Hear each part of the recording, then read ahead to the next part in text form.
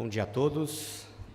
Nós vamos, então, na permissão do Senhor, meditar sobre algumas coisas na sua palavra. Eu quero convidar os irmãos para abrir na primeira carta aos Coríntios, capítulo 14.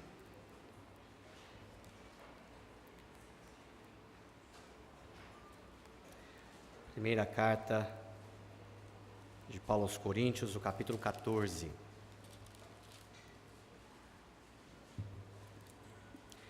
Quero apenas, antes de começar esse estudo, citar duas coisas. Uma delas, os irmãos já têm conhecimento, que tem sido feito já há algum tempo a gravação das mensagens, né? Tanto aqui nesse local, quanto fazemos também, às vezes, algum evento fora. Nosso irmão João Marcos tem gravado as mensagens, e essas mensagens estavam sendo compartilhadas através do WhatsApp, e hoje, não mais, elas estão num canal no YouTube, que os irmãos podem procurar. Chama-se Pequenos Cristos, né? E já foi explicado, mas quero explicar mais uma vez, né? Às vezes gera uma estranheza esse nome, mas Pequenos Cristos nada mais é do que como se fosse a tradução livre da palavra no grego que está na nossa Bíblia, que foi traduzido para cristãos. Então, o significado uma tradução livre daquela palavra grega que está lá e que foi traduzida para cristãos, pode ser traduzida como pequenos cristos, né? Em suma, imitadores do Senhor Jesus Cristo, né? Pessoas que estão buscando ser semelhantes ao Senhor Jesus Cristo. Então o canal tem esse nome, procure ali no YouTube e procure também o logo, né? Que é esse logo aqui, esse símbolo que indica que são as nossas gravações, né? Se você procurar Pequenos Cristos, certamente vai aparecer uma série de vídeos que não são nossos. Então procure por esse logo, indicando que são as gravações que o João Marcos tem feito. Outra coisa é lembrar que nós temos começado um trabalho ali na creche. Desde o ano passado estivemos falando a respeito disso, e iniciamos na semana passada com uma pequena escola bíblica de férias, 3 dias. Houve uma boa quantidade de crianças que estiveram conosco, e nós continuamos ontem, né? Ontem, no sábado, fizemos novamente classes bíblicas ali.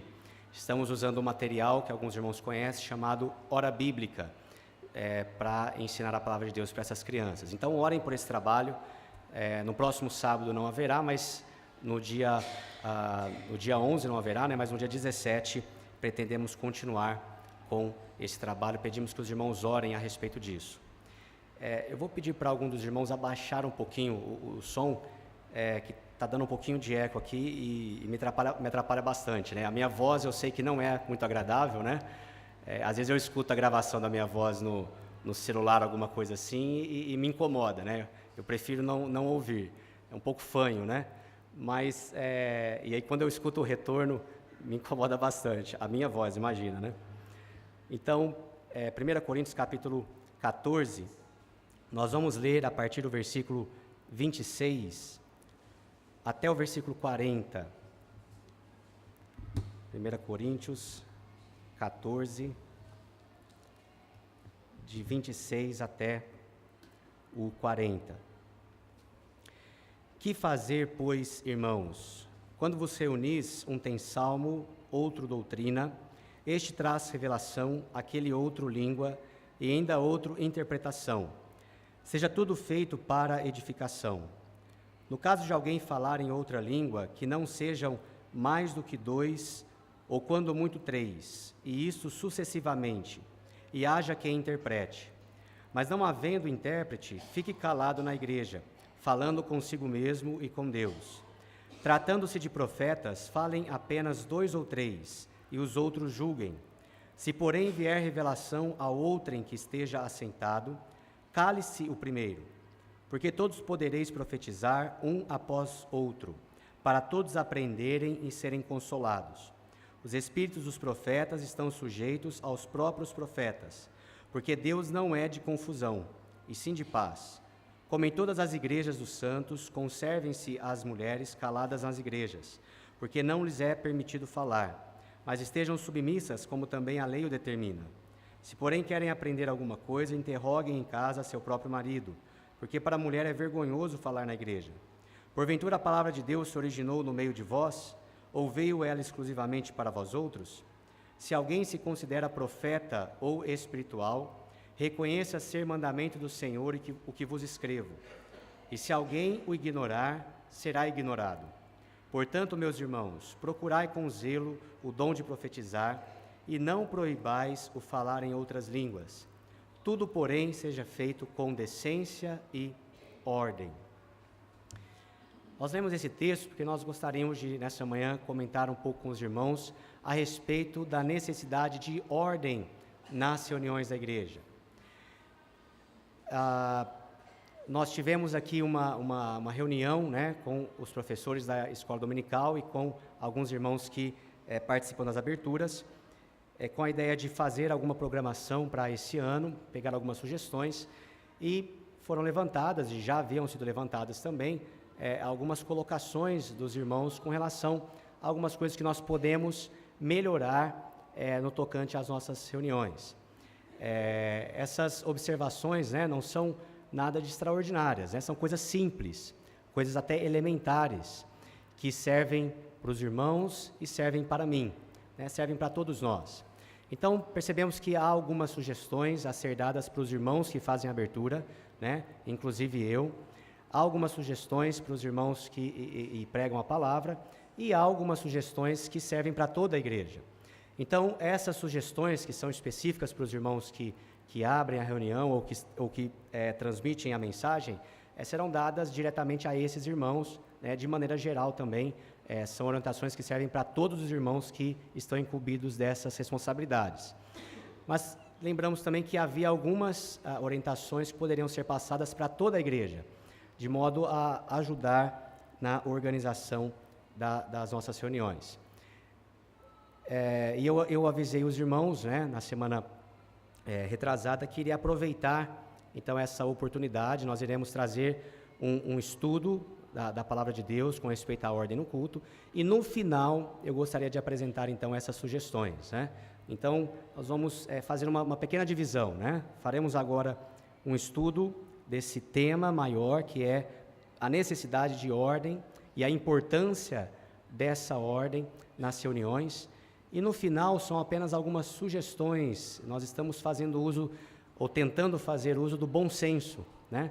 Algumas observações que não são doutrinas da Palavra de Deus, mas são algumas sugestões que o bom senso nos leva a fazer para melhorarmos cada vez mais, né?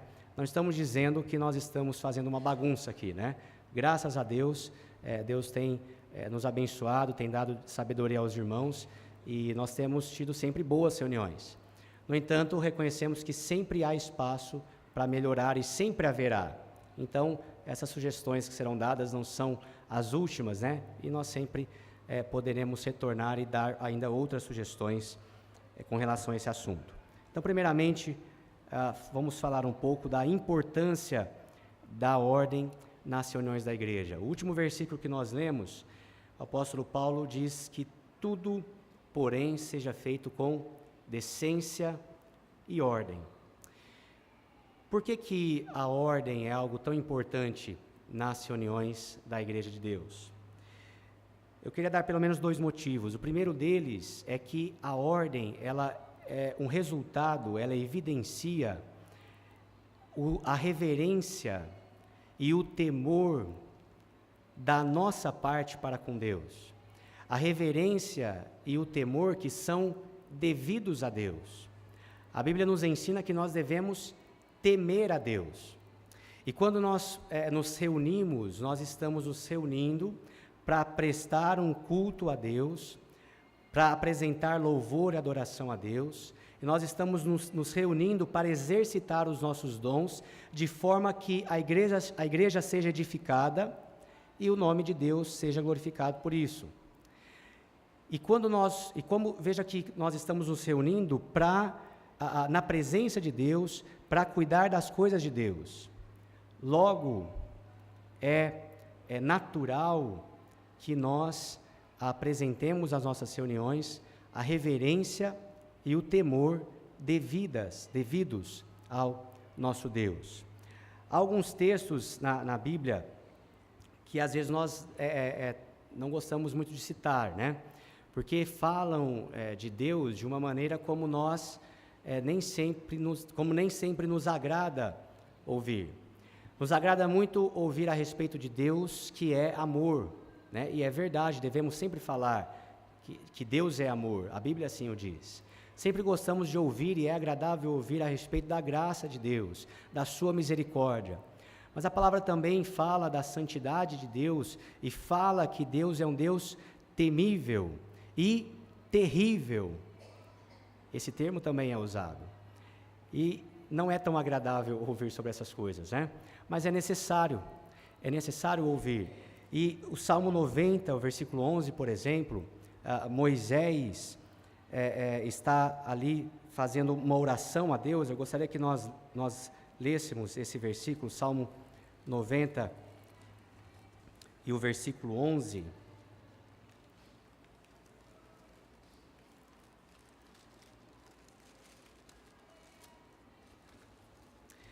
Moisés diz no Salmo 90, versículo 11, ele diz assim: quem conhece o poder da tua ira e a tua cólera segundo o temor que te é devido?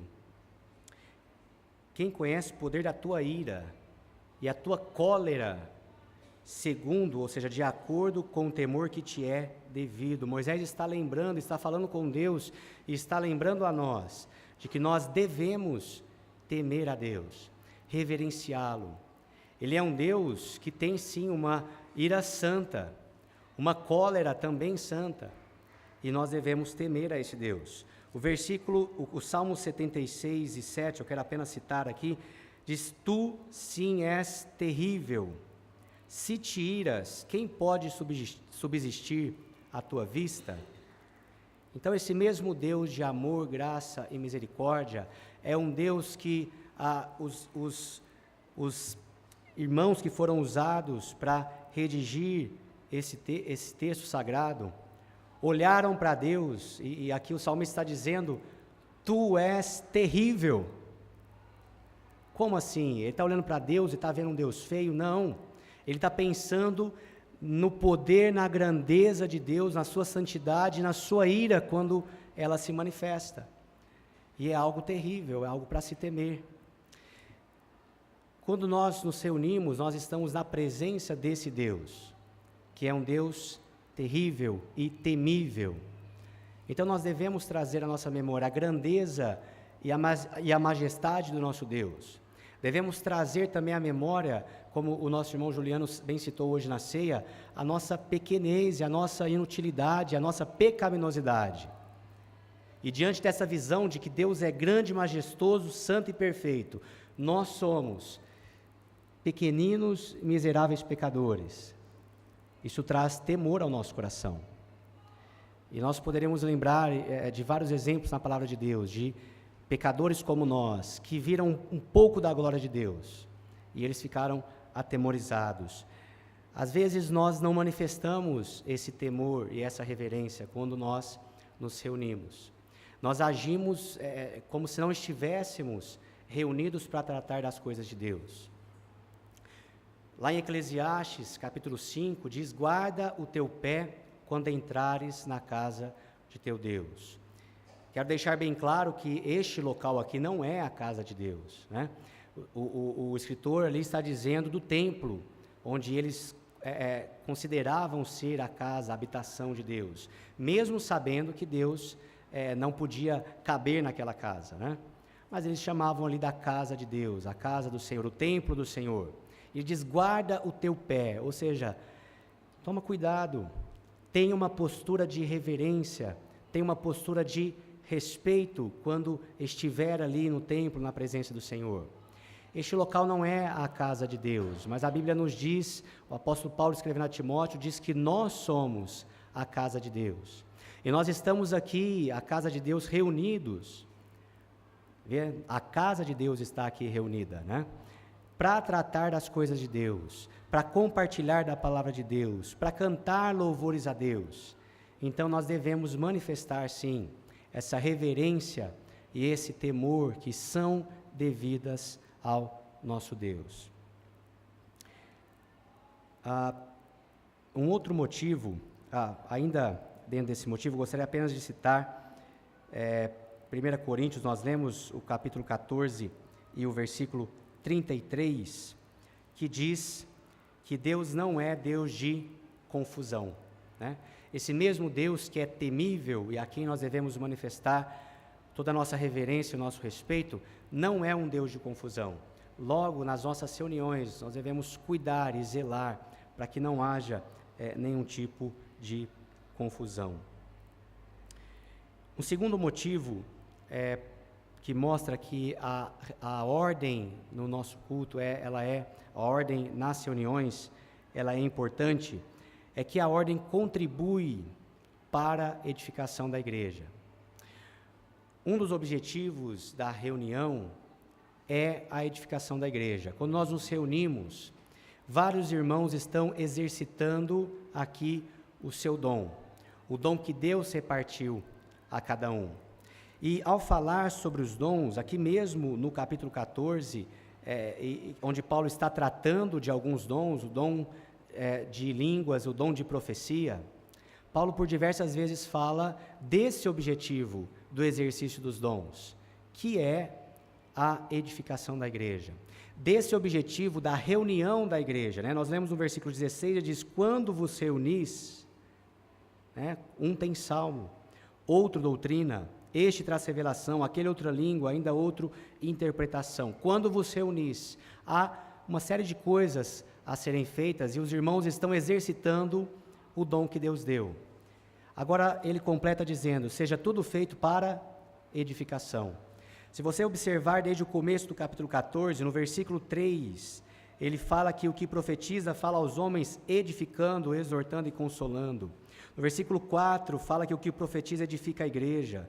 No versículo 5, no final, fala que é para que a igreja receba edificação. No versículo 12, diz que em tudo os irmãos deveriam progredir, para quê? Para a edificação da igreja. Então, um dos objetivos da nossa reunião é que os irmãos estejam a exercitar os seus dons, a fim de que a igreja seja edificada.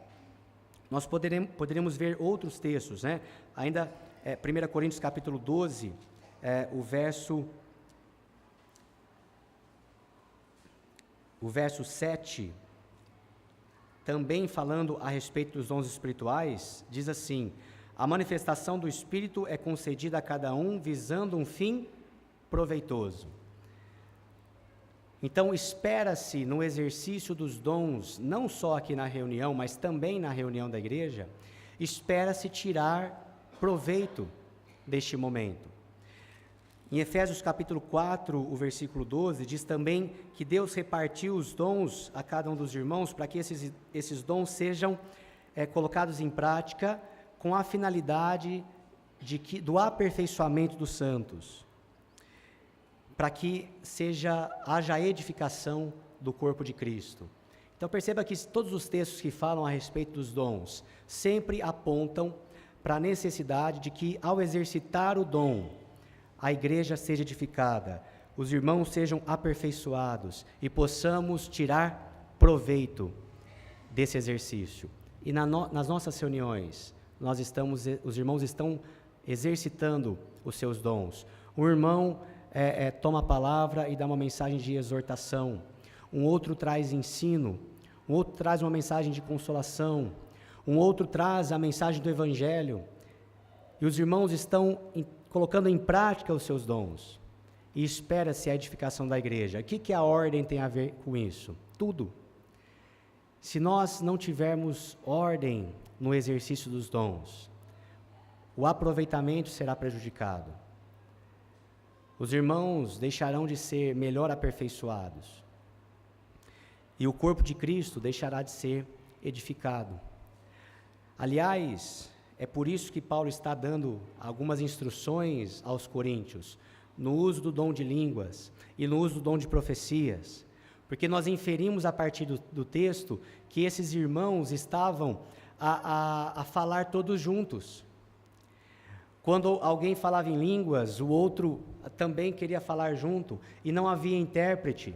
Então os dons estavam sendo exercitados, mas faltava ordem. faltava organização. E sabe o que acontecia? Os ouvintes não eram edificados. Paulo está aqui aplicando o bom senso, que os próprios coríntios deveriam ter se tocado a respeito disso, Mas Paulo aqui está sendo usado pelo Espírito de Deus para dar uma regulamentação para o uso dos dons. Mas essa regulamentação no uso desses dons nada mais é do que a aplicação do bom senso.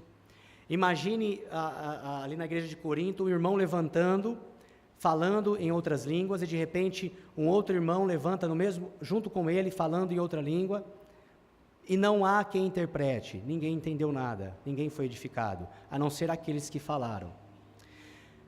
Um irmão tem uma mensagem de Deus, o irmão é porta-voz de Deus, ele é um profeta, ele vem e traz uma mensagem, e junto com ele, esse irmão nem terminou de falar, e outro se levanta e começa também a dar uma mensagem, e os irmãos não sabem para quem olhar e a quem escutar. Não foi aproveitado, a igreja não foi edificada. Ou então, um irmão trouxe a mensagem, e depois veio um segundo, e um terceiro, e um quarto, e um quinto, e um sexto, e assim por diante. E ao final,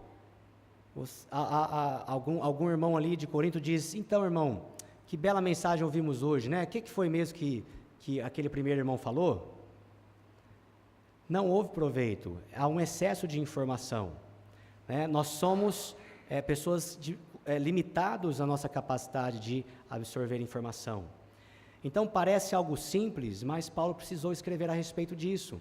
Olha, se o irmão for falar em outra língua, que fale um de cada vez e que haja intérprete, que haja alguém que interprete essa língua, para que os ouvintes possam compreender e aí sim ser edificados. Olha, se um irmão for ser porta-voz de Deus e trazer a mensagem de Deus, que falem 2 ou 3, e um de cada vez. Que não falem todos juntos, senão os irmãos não vão entender. E que não falem muitos, porque senão os irmãos não vão conseguir absorver. Nós somos limitados. Então, Paulo coloca uma ordem, para que fossem exercidos esses dons. E por quê?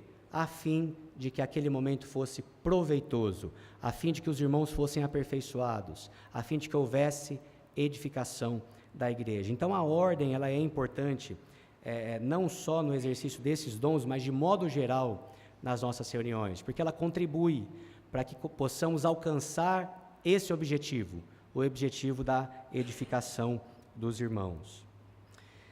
Eu gostaria de apresentar alguns exemplos de ordem trazidas da palavra de Deus para a reunião.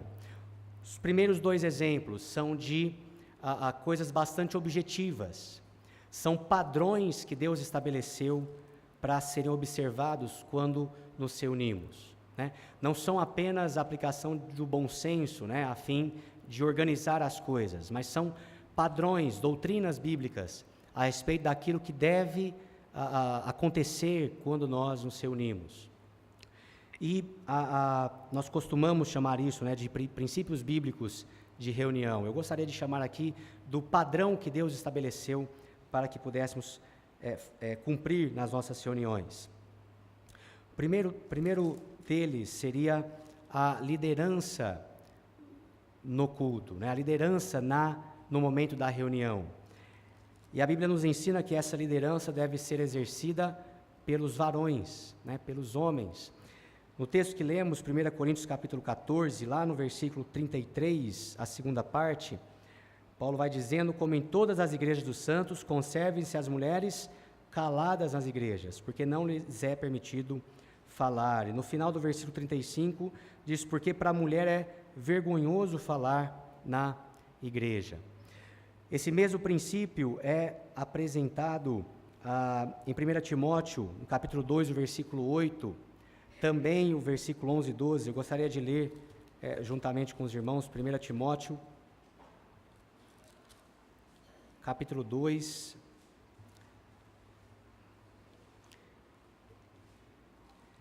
o verso 8, depois o versículo 11 e 12.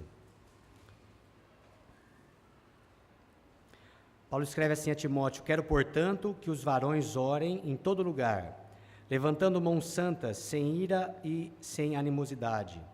Depois do versículo 11, a mulher aprenda em silêncio com toda a submissão. Não permito que a mulher ensine, nem exerça autoridade de homem. Esteja, porém, em silêncio. Então, é o princípio e o padrão de que durante as reuniões, os irmãos exerçam a liderança e exerçam a autoridade no culto. Nós vemos ali em 1 Coríntios capítulo 14, o contexto é o uso da palavra.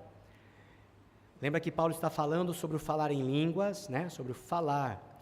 Está falando sobre o profetizar. Fale um de cada vez. E nesse contexto, ele lembra que as irmãs deveriam estar caladas, deveriam estar em silêncio. Então entendemos que para tomar a palavra devem ser os varões. Corroborado ainda por 1 Timóteo, onde nós lemos. No versículo 8, Paulo fala a respeito da oração. Ele está desde o começo do capítulo 2, exortando os irmãos para que fizessem oração por todos os homens, pelos reis, pelas autoridades, orassem pela salvação das pessoas, orassem para que os irmãos tivessem uma vida tranquila e sossegada. Mas ao terminar a exortação sobre a oração, ele lembra os irmãos de que os varões devem se levantar mãos santas, né? Orar em todo lugar, levantando mãos santas, sem ira e sem animosidade. Então ele usa não a palavra homem no sentido de homem e mulher, né? No sentido humanidade, como é usado em outras passagens da Bíblia. Ele usa a palavra homem, que significa especificamente varão, sexo masculino, por isso a tradução para a palavra varão. Então as orações públicas, entendemos também, devem ser realizadas pelos irmãos. No versículo 11 e 12, novamente ele lembra, agora no contexto de ensino e aprendizagem, né? A mulher aprenda em silêncio, com toda a submissão. Não permito que a mulher ensine, nem exerça autoridade de homem. Então nós entendemos que esse é um padrão que Deus estabeleceu. Perceba que no contexto dessas passagens está se falando a respeito do uso dos dons, o exercer desses dons de falar no meio aqui da reunião da igreja e ali também em Timóteo. A carta escrita a Timóteo tem como o contexto. Paulo está mostrando para Timóteo como deveria ele proceder, não somente ele, né? Ele e toda a igreja, como eles deveriam proceder na casa de Deus, que é a igreja do Deus vivo. Então esse é o contexto. A igreja, 1 Coríntios capítulo 14, a reunião da igreja, quando vos reunis. Então nas reuniões, observamos esse padrão, que é uma ordem. Ou seja, nós não estamos nos reunindo de qualquer maneira. Nós não estamos fazendo aquilo que nós achamos que deveria ser feito, né? Nós orientamos as irmãs para que fiquem em silêncio, não é porque nós achamos que deveria ser assim, mas porque é um padrão nos dado pela palavra de Deus. Nós estamos buscando obedecer um padrão, uma ordem de Deus. Não estamos fazendo de qualquer maneira, ou seguindo o nosso desejo ou a nossa vontade. Então esse é um exemplo de ordem bastante objetivo apresentado na palavra de Deus. Seguimos um padrão. Do padrão estabelecido por Deus, nós encontramos em 1 Coríntios capítulo 11, quando o apóstolo Paulo fala a respeito da necessidade do uso do véu pelas irmãs, né? A necessidade das irmãs cobrirem a cabeça, e a necessidade dos irmãos não cobrirem a cabeça. Não temos tempo para aprofundar nesse assunto, e não é o nosso assunto hoje, mas eu gostaria de ler pelo menos um versículo apresentando este padrão da palavra de Deus. 1 Coríntios capítulo 11, o versículo 10. Portanto, deve a mulher, por causa dos anjos, trazer véu na cabeça, como sinal de autoridade. Então, um dos motivos para as irmãs usarem o véu sobre a sua cabeça Paulo diz por causa dos anjos. É difícil e diria até mesmo impossível compreender por completo o sentido dessa palavra, por causa dos anjos, mas Paulo mostra uma necessidade. E Paulo mostra também que o véu é um sinal de autoridade. A Bíblia nos apresenta, desde o princípio e alguns textos específicos, em Efésios e também aqui no texto de Coríntios 11:3, por exemplo: quero, entretanto, que saibais ser Cristo o cabeça de todo homem, o homem o cabeça da mulher e Deus o cabeça de Cristo. Deus apresenta uma hierarquia de autoridade, apresentando Deus como o cabeça de Cristo, Cristo como cabeça do homem e o homem como o cabeça da mulher. Isto é uma hierarquia, uma sequência de autoridade. Não é uma sequência baseada em quem é mais importante ou menos importante, em quem é mais capaz ou menos capaz. Quando nós olhamos para Deus e para nosso Senhor Jesus Cristo, nós sabemos que o Pai é Deus. Nós sabemos que o Filho, o Senhor Jesus Cristo, é Deus. Não poderíamos dizer qual dos dois é mais importante. No entanto, Deus é o cabeça de Cristo e Cristo o cabeça de todo homem. Então, quando olhamos para o homem e para a mulher, não dá para dizer qual dos dois é mais importante. Não faz sentido dizer qual dos dois tem mais capacidade. O próprio texto da palavra de Deus, no versículo 12 aqui de 1 Coríntios 11, diz, o versículo 11: no Senhor, todavia, nem a mulher é independente do homem, nem o homem é independente da mulher. Porque como provém a mulher do homem, assim também o homem é nascido da mulher, e tudo vem de Deus. Então, o próprio texto que está apresentando essa questão da autoridade do homem sobre a mulher, e o véu como um sinal também desta autoridade, o próprio texto está dizendo que o homem não é mais importante que a mulher, e nem o contrário. Não está dizendo que o homem é mais capaz que a mulher, e nem o contrário. Está apenas apresentando um padrão estabelecido por Deus desde a criação, que Deus é o cabeça de Cristo, Cristo o cabeça do homem, e o homem o cabeça da mulher. Há outros motivos para o uso do véu, mas eu gostaria apenas de destacar esse. Paulo fala, a mulher deve trazer sobre a cabeça por causa dos anjos, deve trazer véu na cabeça por causa dos anjos, como um sinal de autoridade. Um sinal desta autoridade que acabamos de citar, essa hierarquia estabelecida por Deus. Então, isso também é um padrão, né? Nós não estamos orientando e ensinando que as irmãs usem o véu sobre a cabeça, porque nós achamos que assim deveria ser, mas porque encontramos esse padrão estabelecido na palavra de Deus. Isso faz parte da ordem nas nossas reuniões. Não é algo para ser feito se eu acho que deve ser feito ou não. É um padrão que nós devemos seguir, e por isso temos ensinado assim, procurando ter uma ordem e não fazer de qualquer jeito. Agora, há algumas outras colocações que não são necessariamente um padrão que Deus estabeleceu, que está objetivado aqui nas Escrituras. Há algumas coisas que nós podemos fazer para contribuir com a ordem das nossas reuniões, que são simplesmente a aplicação do bom senso, né? Nós encontramos no texto que nós lemos, 1 Coríntios capítulo 14, a partir do versículo 26, Paulo orientando os irmãos de Corinto a como exercer os dons de falar em línguas e de profecia. E há então ali uma regulamentação que os irmãos deveriam seguir.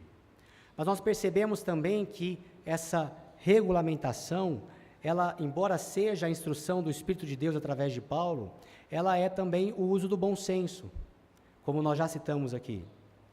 Não faz sentido e não contribui para a ordem, não contribui para o aprendizado dos irmãos, várias pessoas falando ao mesmo tempo. Essa falta de ordem, essa falta de organização. Não contribui para o aprendizado dos irmãos. Muitas pessoas falando e trazendo a mensagem, porque seria pesado demais para os irmãos absorver tudo isso. Então, nós entendemos que nós podemos e devemos, sim, aplicar esse princípio do bom senso para organizar as nossas reuniões da melhor maneira possível, a fim de que, ao final de cada reunião, nós possamos chegar à conclusão de que houve um tempo proveitoso, de que houve o aperfeiçoamento dos irmãos e de que houve a edificação da igreja. Então, o terceiro e último ponto que eu gostaria de trazer nessa mensagem é isto: o uso do bom senso na organização das nossas reuniões. Lembre-se das palavras de Paulo aos Coríntios: seja tudo feito para edificação, fim do versículo 26. No versículo 40, tudo, porém, seja feito com decência e ordem. Lembre-se de como ele organizou o uso dos dons na reunião, a fim de que tivesse proveito. E agora eu gostaria, então, de apresentar para os irmãos algumas sugestões, para que nós entendemos que podem ser úteis para melhorar a ordem da nossa reunião e assim atingirmos um tempo mais proveitoso. Lembre-se de que essas orientações valem para os irmãos e valem para mim de igual modo. Lembre-se também de que de que são coisas simples, não é nada de extraordinário, não estamos aqui puxando a orelha de ninguém, são orientações para todos nós para melhorarmos, e são coisas simples. Então, agora já terminei a minha mensagem, e são apenas algumas orientações que nós achamos importantes passar para os irmãos. Em primeiro lugar, agradeço a atenção dos irmãos.